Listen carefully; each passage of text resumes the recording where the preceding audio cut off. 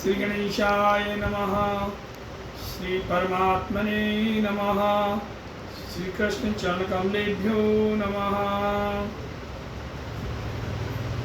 भारतीय संस्कृति में विभिन्न ग्रंथ हैं जिनमें भगवत वाणी सुनने को मिलती है। उसमें एक महत्वपूर्ण ग्रंथ है श्रीमद् भगवद गीता। इस ग्रंथ में भगवान कृष्ण ने 18 अध्यायों में अर्जुन के माध्यम से समस्त संसार जगत को बहुत ही अच्छे संदेश दिए हैं एवं जीवन जीने के तरीके बताए हैं। श्रीमद् भगवद गीता एक महत्वपूर्ण ग्रंथ है।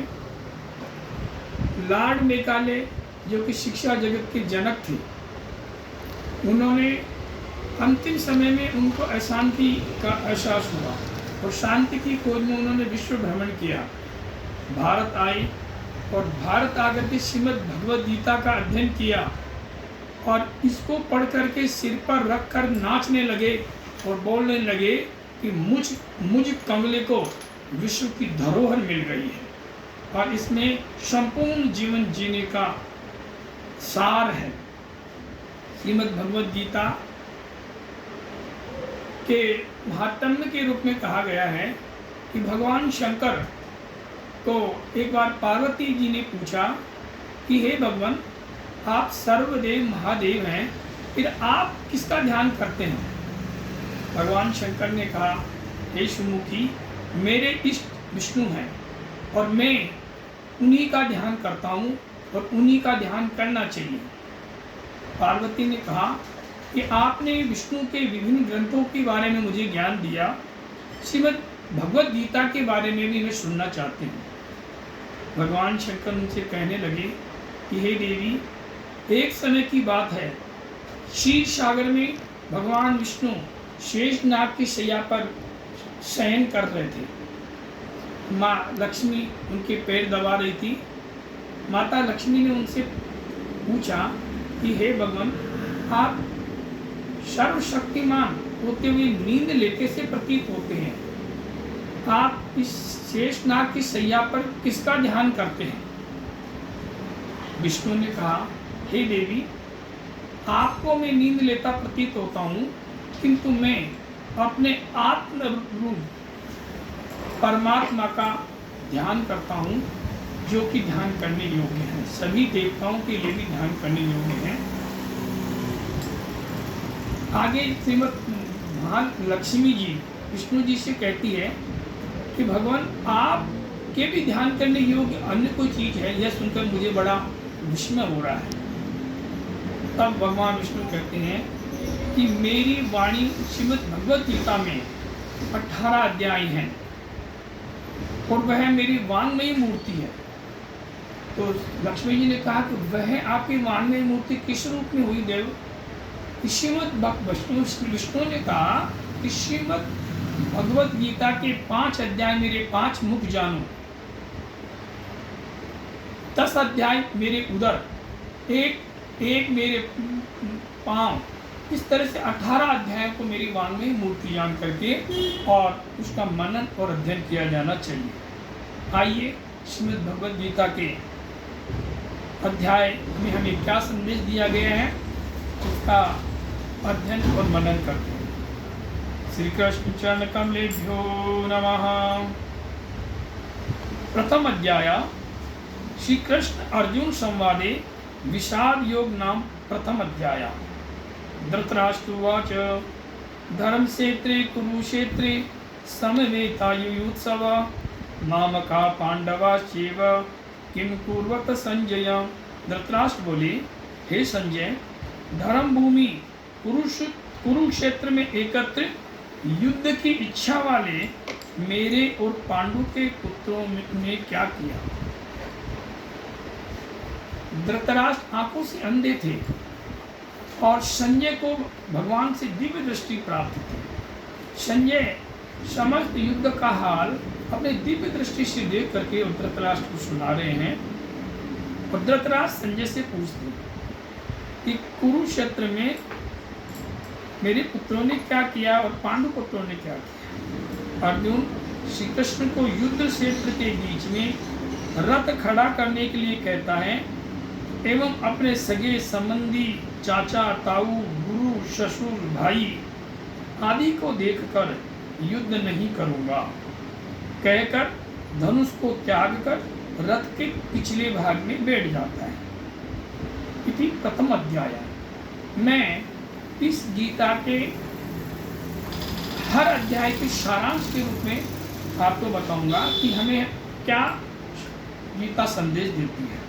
द्वितीय अध्याय श्री कृष्ण अर्जुन संवाद सांख्य योग उपदेश, ज्ञान योग उपदेश दिया गया है। इसमें न त्वेवाहं जातु नाशम न त्वं नेमि जनाधिपा न चैव न भविष्यामः सर्वे वयमत परमः। न श्री कृष्ण अर्जुन से कहते हैं कि हे अर्जुन, न तो ऐसा ही है कि मैं किसी काल में नहीं था, तू नहीं था, अथवा ये राजा लोग नहीं थे, उनने ऐसा ही है कि इससे आगे हम सब नहीं रहेंगे। आगे श्री कृष्ण कहते हैं नैनं छिद्यन्ति शस्त्राणि नैनं दहति पावक न चैन क्लेदयन्ताप्यापो न शोषयन्ति मारुतः। हे अर्जुन, इस आत्मा को शस्त्र नहीं काट सकता, इसको आग नहीं जला सकती, इसको जल नहीं जला सकता, वायु सुखा नहीं सकती। जातस्य हि ध्रुवो मृत्यु ध्रुवम जन्म मृतश्च च तस्माद् परिजाते न त्वं शोचितुं महर्षि। श्री कृष्ण अर्जुन को कहते हैं यदि तू आत्मा को जन्मने वाला या मरने वाला मानता है तो जन्मे हुए की मृत्यु निश्चित है और मरे हुए का जन्म निश्चित है। अतः इस स्थिति में तू शोक करने योग्य नहीं है। सुख दुखे समे कृत्वा लाभा लाभो जया जयो ततो युद्धाय युज्यस्त्वं नैव पाप्यमवाप्स्यसि। जय पराजय, जय पराजय, लाभ हानि, सुख दुख को समान समझकर युद्ध के लिए तैयार हो जा। इस प्रकार युद्ध करने से तू पाप को प्राप्त नहीं होगा। श्री कृष्ण अर्जुन से कहते हैं तू कार्य कर, क्षत्रिय का कार्य युद्ध करना है। कर्मण्येवाधिकारस्तु मा फलेषु कदाचन मा कर्म फल हेतुर्भूमा ते संयोस्तु कर्मणि। हे अर्जुन, तेरा कर्म करने में ही अधिकार है, उसके फलों में कभी नहीं। इसलिए तू कर्मों के फल का हेतु मत हो तथा तेरी कर्म न करने में भी आसक्ति नहीं होनी चाहिए। श्रुति विपत्ति पन्नाते यदा स्तसि निश्चला समाधावचना बुद्धिस्तदा योगमवाप्स्यसि। हे अर्जुन, भांति भांति के वचनों को सुनने से विचलित हुई तेरी बुद्धि जब परमात्मा में अचल और स्थिर हो जाएगी तब तू योग को प्राप्त होगा और तेरा परमात्मा से नित्य संयोग हो जाएगा। अर्जुन वाच। अब अर्जुन कृष्ण से कहते हैं कि हे केशव, स्थिर बुद्धि पुरुष का क्या लक्षण है, वह कैसे बोलता है, कैसे बैठता है, कैसे चलता है। तो श्री भगवान कहते हैं, भगवान वाचा, जो सुख दुख को समान समझता हो, परमात्मा को कर्ता धर्ता समझता है, आत्मा से आत्मा में संतुष्ट रहता है, वह स्थित करते हैं। जैसे कछुआ सब अंगों को समेट लेता है, वह पुरुष इंद्रियों को नियंत्रित रखता है, मेरे परायण होकर ध्यान में बैठता है, उसी की बुद्धि स्थिर है। वह व्यक्ति अंत काल में ब्रह्मानंद को प्राप्त होता है। इति द्वितीय अध्याय। तृतीय अध्याय में भगवान श्री कृष्ण अर्जुन के माध्यम से हमें क्या संदेश दे रहे हैं, आइए मनन करते हैं। श्री कृष्ण अर्जुन संवादे कर्मयोग नाम तृतीयोऽध्याय। अर्जुन उवाच ज्यायसि चेत् कर्मणस्ते मता बुद्धिर्जनार्दन तत्त्वं कर्माणि घोरे मां नियोजसि केशव। अर्जुन बोले, हे जनार्दन, यदि आपको कर्म की अपेक्षा ज्ञान श्रेष्ठ मान्य है तो फिर केशव मुझे भयंकर कर्म में क्यों लगाते हैं। श्री भगवान वाच, भगवान अर्जुन को कहते हैं कि हे पार्थ, इस लोक में दो प्रकार की निष्ठा मेरे द्वारा कही गई है। सांख्य योगियों की निष्ठा ज्ञान योग से और योगियों की निष्ठा कर्म योग से। निसंदेह है कोई भी मनुष्य बिना कर्म किए नहीं रह सकता। वह प्रकृति जन गुणों द्वारा परवश कर्म के लिए बाध्य होता है।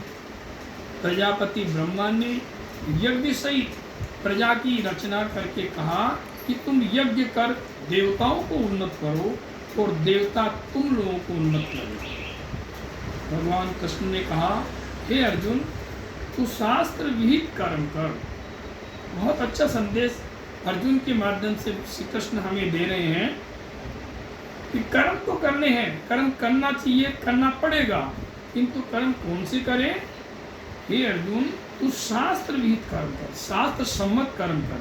तू पहले इंद्रियों को वश में कर एवं ज्ञान विज्ञान का नाश करने वाले महान पापी काम को अवश्य बलपूर्वक मारना। चतुर्थ अध्याय।